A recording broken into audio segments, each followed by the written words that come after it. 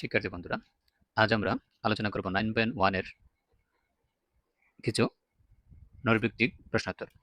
এখানে দেখো আমরা একটা নৈর্ব্যক্তি লিখে রেখেছি sin θ সমান √3/2 হলে cot θ সমান হোয়াট। মানে হচ্ছে sin θ মান দেওয়া আছে, cot θ মানটা আমাদেরকে বের করতে হবে।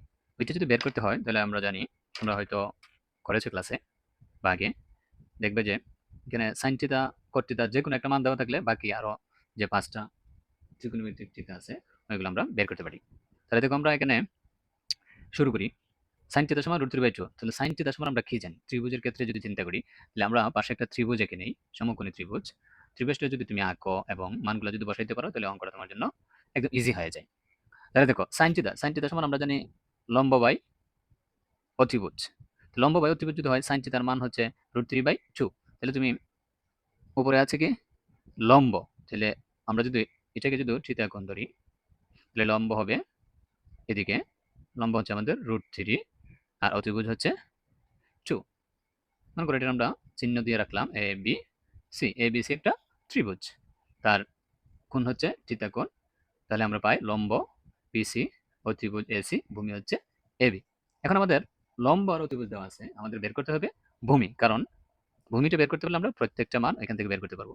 তাহলে দেখো ভূমি বের করা বা অতিভুজ লম্ব যাই বলো না কেন, তিনটার যে কোনো একটা মান বের করা যায়। একটা সূত্র আছে পিথাগোরাসের উপপাদ্য, যেটা ওইটা হচ্ছে কি অতিভুজ স্কয়ার সমান লম্ব স্কয়ার প্লাস ভূমি স্কয়ার। তাহলে আমাদের অতিভুজ আছে, লম্ব আছে, আমাদের ভূমি প্রয়োজন। ভূমিটা যদি আমরা বাম পাশে রাখি তাহলে কি হয় দেখো, আমরা লম্ব ভূমি দুইটা যদি ওই পাশে কল্পনা করি তাহলে ভূমিটা রাখলাম, লম্বটা ওই পাশে চলে যাবে। তাই আগে অতিভুজটা রেখে নিই, অতিভুজ স্কয়ার মাইনাস লম্ব স্কয়ার। কারণ আমরা জানি পক্ষান্তর করলে কি হয়, চিহ্ন পরিবর্তন হয়। আগে ছিল প্লাস, এখন হয়ে যাবে মাইনাস। এখন তুমি চিন্তা করো, এদিকে তো ভূমিটা ছিল স্কয়ার, আর শুধু ভূমি থাকলে কি হবে, ভূমিটা হবে শুধু ভূমি হলে ওইদিকে গিয়ে হবে তোমার √ওভার অতিভুজ স্কয়ার মাইনাস লম্ব স্কয়ার। তাহলে অতিভুজ আমাদের কত? অতিভুজ স্কয়ার, অতিভুজ হচ্ছে আমাদের √2, তাহলে 2 স্কয়ার মাইনাস লম্ব হচ্ছে আমাদের √3 তার উপরে স্কয়ার। এখন দেখো 2 এর স্কয়ার করলে হয় আমাদের 4 মাইনাস √3 এর স্কয়ার হলে হয় 3, কারণ √3 আর স্কয়ারে কাটা যায়, কাটা গেলে থাকে শুধু 3।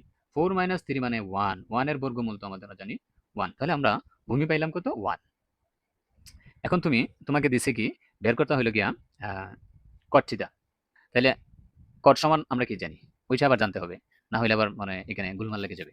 তাহলে cot সমান আমরা জানি ভূমি বাই লম্ব। তাহলে cot θ সমান, দেখো আমি তোমাদেরকে আরো সহজ করে বুঝিয়ে দিচ্ছি, একটু মানটা লিখে নেই।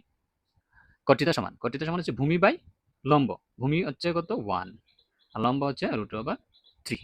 তাহলে আমরা পাইলাম cot θ সমান 1/√3। এই যে দেখো তোমাদের 1/√3 আছে, এর মানে কোন নম্বর হচ্ছে তোমার এখানে আনসার। এখন এই যে sin θ, cos θ, tan θ, cot θ ওইগুলোর মান ত্রিভুজের ক্ষেত্রে কোনটার মান কি বা কোনটা কি হয় ওইটা মনে রাখার জন্য সহজ একটা টেকনিক আমি তোমাদেরকে আজকে বলে দিচ্ছি, ওইটা মনে রাখবা। এখানে আমি লিখে নেই, যেমন লালু আইরি। লালু মানে লম্ব, আইরি মানে অতিভুজ, ভুলু আইরি। এটা এমনি জাস্ট মনে রাখার জন্য, এটা কোনো ইয়া না। ভুলু আইরি, লালু ভুলু। আমি আমার স্টুডেন্টদেরকে ওইরকম ভাবে বলে দিই যাতে ওরা মনে রাখতে পারে। দেখো লালু আইরে, ভুলু আইরে, লালু ভুলু। এ হচ্ছে লালু আইরে, লম্ব বাই অতিভুজ। এই যে লম্ব বাই অতিভুজ, তোমরা যদি এটা ভাবে কষ্ট দিলে হচ্ছে, মানে হচ্ছে sin θ সমান লম্ব বাই অতিভুজ, cos θ সমান ভূমি বাই অতিভুজ, tan θ সমান লম্ব বাই ভূমি। বাকি যে তিনটে আছে ওইটার প্রত্যেকটা যে যাটার বিপরীত ওইটা হবে। যেমন tan কার বিপরীত cot এর, cot সমান হবে ভূমি বাই লম্ব, cos হচ্ছে sec এর বিপরীত, sec হবে অতিভুজ বাই ভূমি, sin হচ্ছে cosec এর বিপরীত, cosec হবে অতিভুজ বাই লম্ব। তাহলে আমরা এই জিনিসটা যদি মনে রাখতে পারি তাহলে আমাদের এরকম যত অঙ্ক আছে প্রত্যেকটার মান বের করা খুবই ইজি হবে। এবং নৈর্ব্যক্তিক প্রশ্ন যে এই সিস্টেমের বা ওই রকমের অনেক